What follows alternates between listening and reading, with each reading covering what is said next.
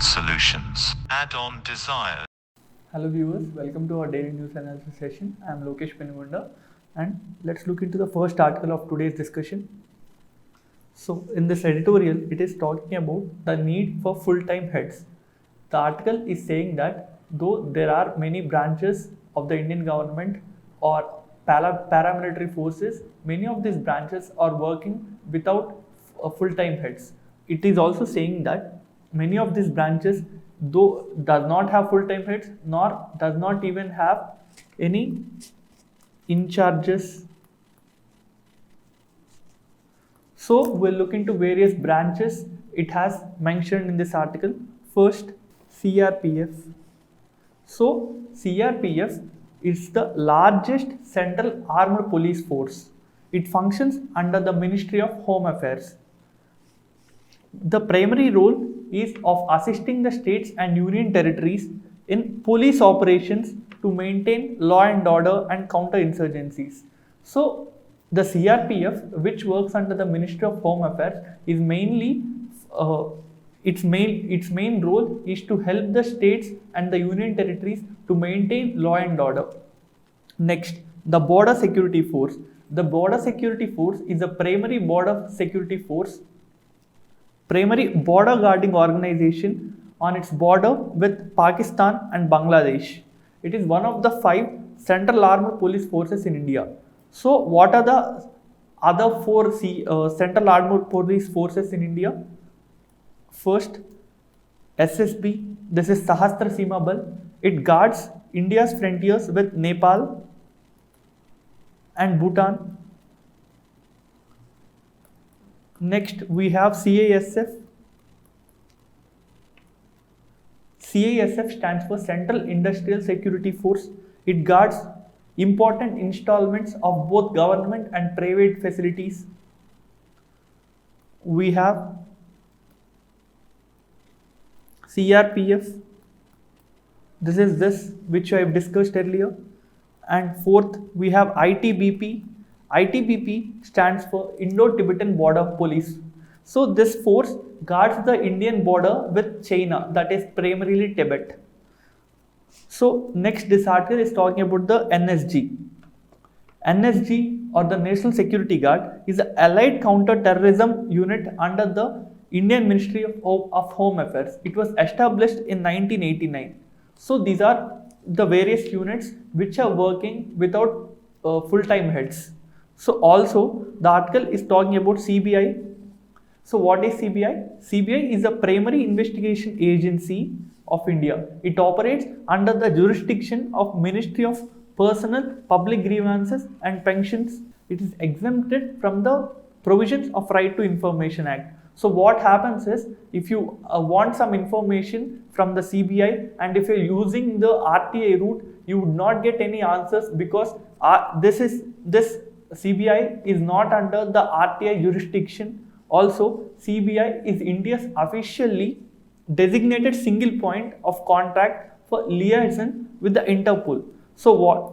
Interpol is an international organization, and in every country there would be a nodal office, nodal body which would interact, which would communicate with this Interpol for information relating to various criminals. So in India, CBI is a nodal body to communicate with Interpol. Next, Bureau of Police Research and Development.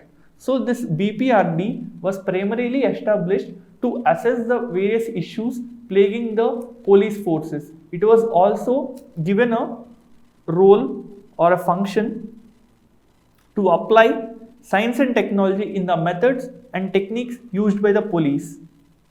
So what the author is saying that select in advance, that is, let's say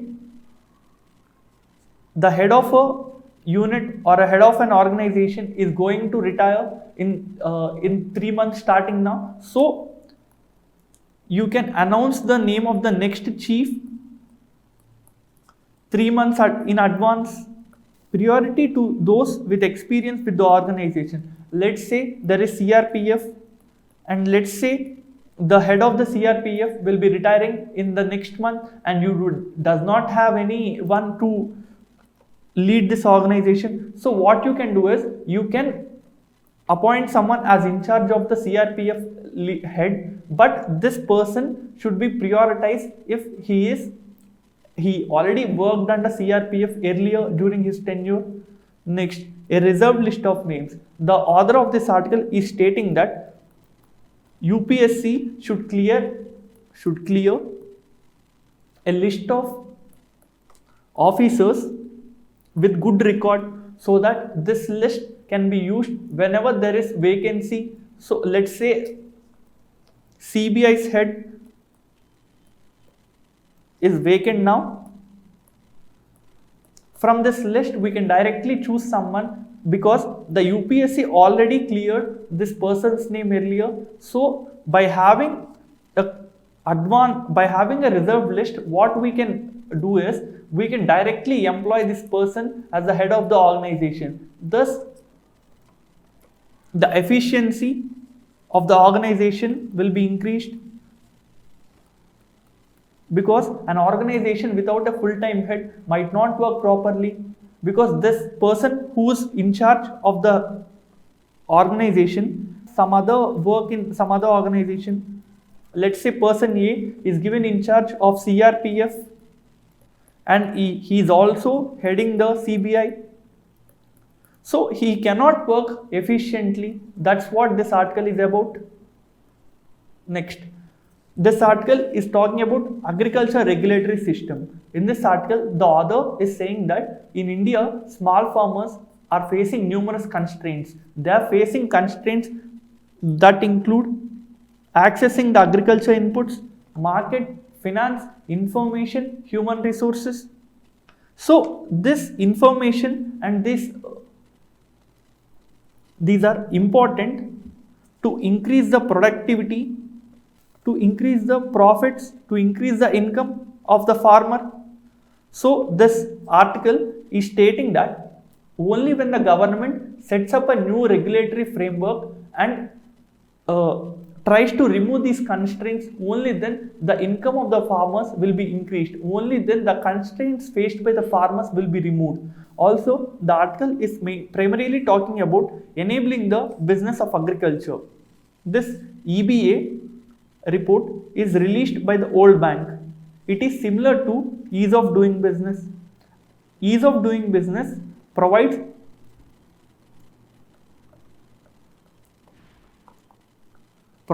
the details regarding the regulations in the business environment. So, ease of doing business is providing details, regulations about the business environment, whereas EBA is talking about various regulations in the agriculture environment. The author is saying that in these indicators, that is the supplying seed, trading food and accessing finance, India is better when compared to other countries. Whereas in indicators such as registering machinery, registering fertilizer, protecting plant health, sustaining livestock, securing water, India is lagging behind our comparative countries. So let's look into the indicators in detail. So registering the machinery and registrating fertilizer measures the legislation and the regulations that provide farmers access to machinery and fertilizers. So this indicators measures the domestic laws and regulations that provides access to the farmers to the machinery and fertilizers. Whereas protecting plant health indicator measures the rules and the regulations in the domestic country regarding the phytosanitary standards. So the phytosanitary standards are being measured under the protecting plant health indicator, whereas sustaining livestock indicator measures the quality of regulations that affects farmers' access. It measures the quality of the regulations that affects the farmer's access to livestock needs. Whereas the securing water, in this what happens is it measures the regulatory processes that helps the farmers to take decision regarding the investment they have to keep in the irrigation. So let's see how it works. Let's say the farmer gets the information that in the next month the government is planning to release all the required amount of water. So what he will do is he will invest less in the irrigation needs. He will reduce his irrigation material. So the amount of money he has to spend on the irrigation material will be reduced. Thus the total income, the net income of the farmer will increase. So these are the 5 indicators in which India is lagging. Let's look into the indicators where India is ahead of other countries. First, supplying seed. This indicator measures the regulations and the rules which ensure that all the farmers are getting the necessary amount of seeds. So why supplying seed is important? Because only when there is robust supply of seeds, there can be increase in cropping. Also, if there are different kinds of seeds available to the farmers will have a chance to diversify themselves. That is, let's say farmer wants to grow wheat now. If he has enough supplies of other agricultural seeds, then he might also start grapes or any other plantation crop. So this indicator is important. So trading food, it measures the regulatory system which would support the farmer. That is, it measures the regulatory system which are supporting farmers to export, to trade the food. Next, accessing finance. Let's say a farmer goes to a godown and saves his food supplies, because let's say this month the price of the commodity he has produced is not good. So he goes to the godown and he stores all the commodity he has produced. If the godown gives him a receipt, and if this receipt is accepted by the banks as a evidence that okay, this person has enough goods in the godown, and if we provide loans to him, the farmer will be able to repay his back. So if there is a system which allows the receipts, which allows the warehouse receipts to be used to take credit, then farmer's access to the finance will be increased. So he will improve his investments. These are the 8 indicators the World Bank is using to rank countries in enabling the business of agriculture index. So what the author is saying is that by knowing the deficiency in various regulatory systems, any country should improve on where it is lacking. Improve the indicators where the particular country is lacking. The author goes on to say that as middle income countries, middle economic countries like India, China, Brazil, we are leading the agriculture exports. So it is important for these countries to have a better ranking, to have better regulatory framework when it comes to agriculture. So next article, Cyber Volunteer Program rolled out. Ministry of Home Affairs informs Lok Sabha. So what is this Cyber Volunteer Program? So Cyber Volunteer Program is a program in which any individual can volunteer himself to become a cyber volunteer. So what they would do is they will go through various platforms, internet platforms, social media platforms. They will go through these platforms and they will flag, that is, they will report any unlawful content. So what happens is, let's say a person X wants to volunteer under the cyber volunteer program. He gets enrolled in cybercrime.gov.in, this website he gets enrolled in, and then he becomes cyber volunteer. Later what he will do is he will go through various platforms, various internet websites, and he will report the content if it is inappropriate, if it is unlawful. So this program has numerous advantages. First, by flagging the unlawful content, we will be reducing the amount of fake news in various platforms. Next, if hate news is flagged and if it's removed, there will be less chances of communal distrust, less chances of communal disharmony. So the advantages will be lesser fake news, lesser hate speeches. By decreasing the hate speeches, we are also reducing the potential of future communal conflicts and future political conflicts. But there are concerns raised against this program. First being culture of surveillance. So though the volunteer is going through the platforms, or let's say even an individual is going through platforms and going through statements of various persons, it amounts to surveillance, and it might be affecting right to privacy of the person. Next, it creates potential distrust, because let's say there are two persons, A and B, and let's say A is flagging the content of B as unlawful, and if B comes to know that A did this, there will be social distrust between people of the communities.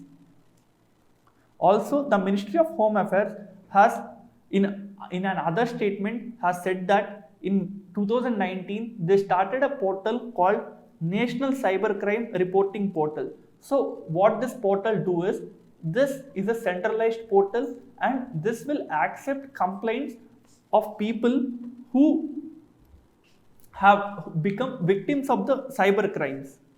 So the National Cybercrime Reporting Portal, it is an online portal which records the reports of cybercrime victims. So what happens is, if you are an online user and if you have gone through some fake advertisement, and if you have contacted this person and you lost some money, rather than going to police station and giving a complaint, you can directly go to the website and raise a complaint here. And if the complaint is found to be true, FIR will be registered directly by the central government forces. So this will prevent future issues such as cyber crimes, and it will also lead to punishment of the guilty. Prelims questions of the day: which among the following countries launched virus passport? Is it New Zealand? Is it Australia? Is it China? Is it Japan? The answer to this question is D, Japan. In this article, we see that China launches first virus passport. So what is this virus passport? This is a certificate which will contain the individual's vaccination details. Also, it will contain the COVID tests the individual has undergone.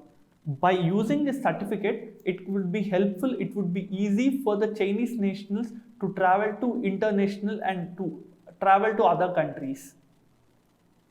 Second, consider the following statements regarding Dashtlik. It is a joint exercise between India and Turkmenistan. Air forces of both countries participate in this?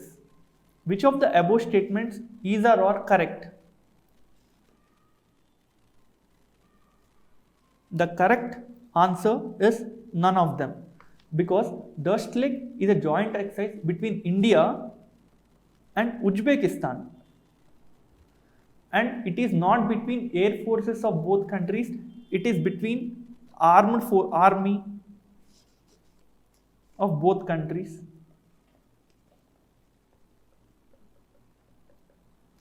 So in this article you can see that the army of the Indian has reached Uzbekistan to showcase counter-terror skills. So where is Uzbekistan? Uzbekistan is a Central Asian country and it is bordering with Kazakhstan, Kyrgyzstan, Tajikistan, Afghanistan and Turkmenistan. Uzbekistan's capital is Tashkent. Next question. Consider the following: CRPF, NSG, CBI. Which among the following comes under the Ministry of Home Affairs? Only 2 and 3, both 1 and 3, none of them are correct, only 2. The answer is not in this. The answer is only 1 and 2, because CBI, as I've explained earlier, comes under Ministry of Personnel, and only these two comes under Ministry of Home Affairs.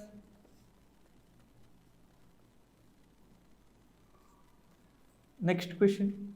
Let's see the mains practice questions. What is enabling the business of agriculture? What are the indicators used to calculate rankings of countries? What is quad grouping? How does it help India in dealing with China? Critically examine. That comes the end of the session. Thank you. Add-on solutions. Add-on desires.